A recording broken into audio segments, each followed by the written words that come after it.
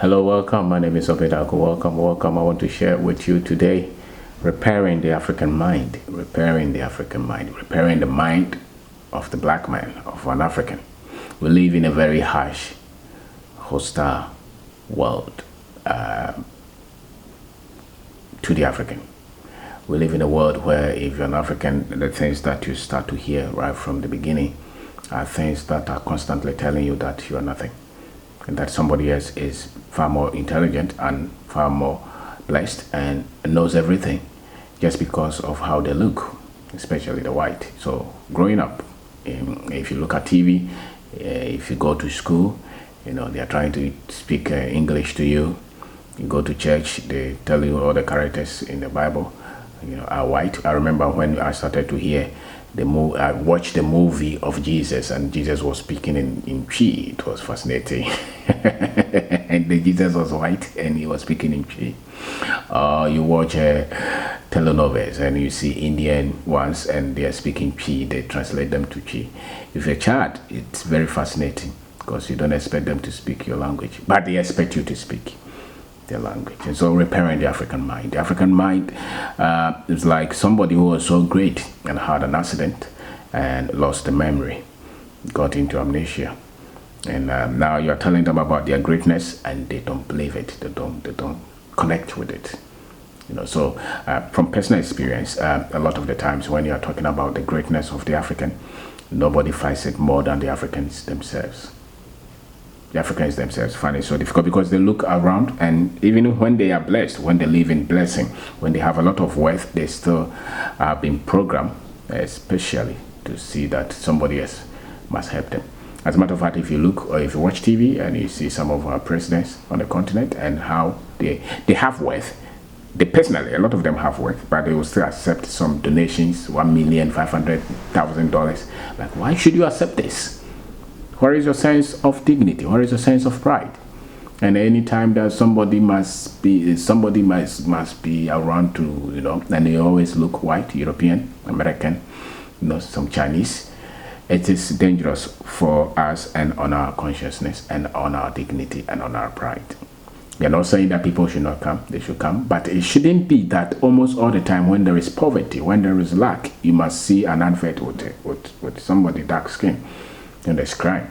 But when there is prosperity, when there is dignity, then you must see somebody who does not look like you. I think they worry us, and those are the things that we must look at. We must repair them, and it takes a lot of effort to even convince the African that these things are wrong and they have to be repaired.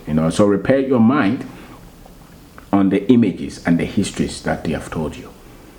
Don't believe all the history that you heard from school when you were growing up, especially those who didn't school in Africa. Even those of us who schooled here, the history that they told us, they started from slavery and colonization. They did not go beyond that. Not the last 10,000 years, not the last 50,000 years, not the last 1 million years. They didn't teach us that. A lot of times they start with when the Europeans came. And if you are an African and you don't study beyond this, then a lot of the sense, the information you have on history is wrong. And these things affect our image. These things, and that's why you see Africans bleaching. You see them, very nice, beautiful, dark-skinned man or woman, and he's not happy with the darkness of the skin. Now they have to be fair. As a matter of fact, I heard somebody say that if you become rich, you become fair. You go to some African countries, men, they bleach, and they have to perm their hair. And that's why you can see a lot of our beautiful women in weaves all the time. They say that it's easy to handle. I don't think so. I think it's much more from the TV. What we've been shown on TV, or what they continue to show us on TV, is what we believe is the standard. So the more you see an African who looks and talks more European, the more you see a frail or a fragile African, because then they are very much compromised when it comes to things that will make Africans great. So repair that mind, and you need information to repair that mind. You have got to be very tough to see Africa develop and well built. You cannot have anybody defend and work in the interests of Africans who is weak. Never.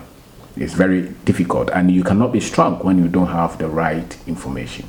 And these are very much necessary.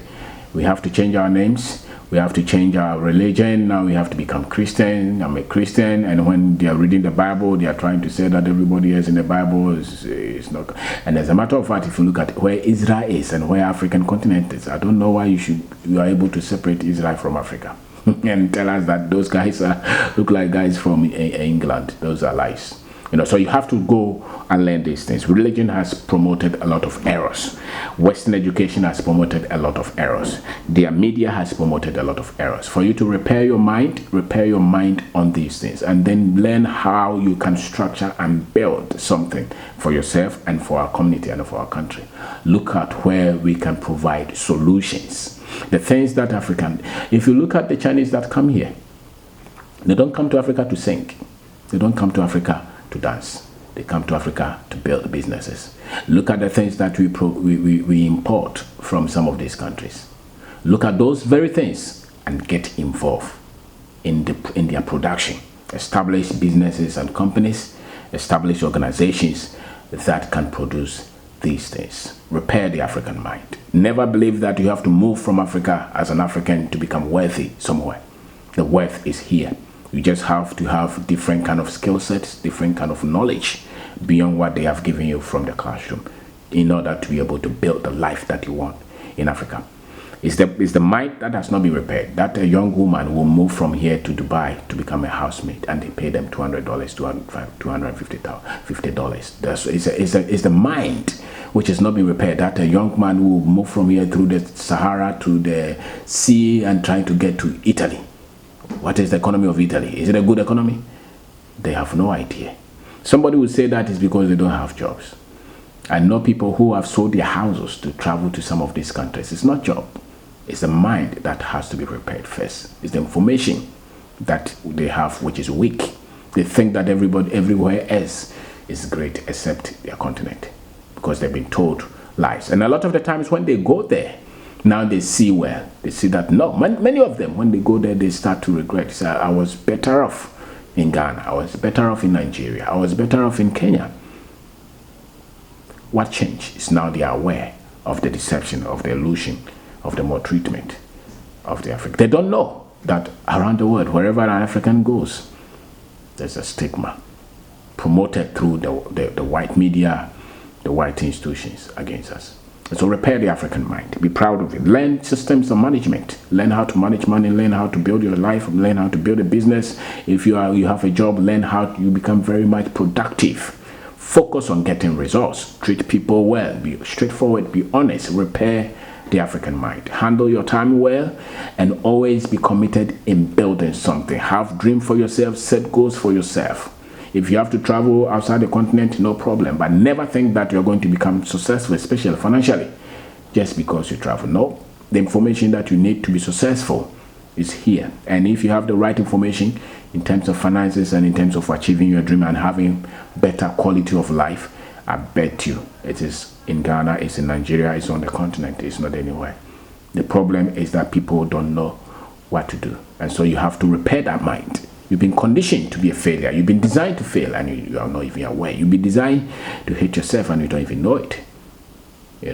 So my name is Kwabena. Thank you very much for watching. Repair the African mind. It's a duty. I'm constantly repairing it. I'm constantly looking for information to make me strong, to make me a better person, to make me believe in my country, to believe in my people, to believe in myself.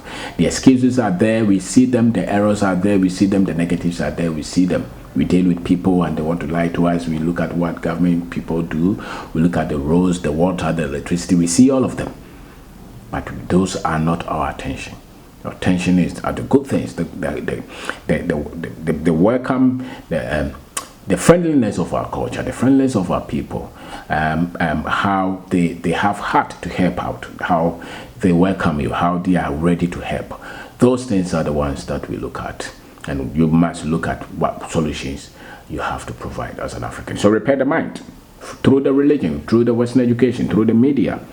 Repair the mind, because if you don't work on that, you become an European. Most Africans have been Europeanized. So they think European, they look white, but they don't know anything when it comes to productivity and achievement and prosperity.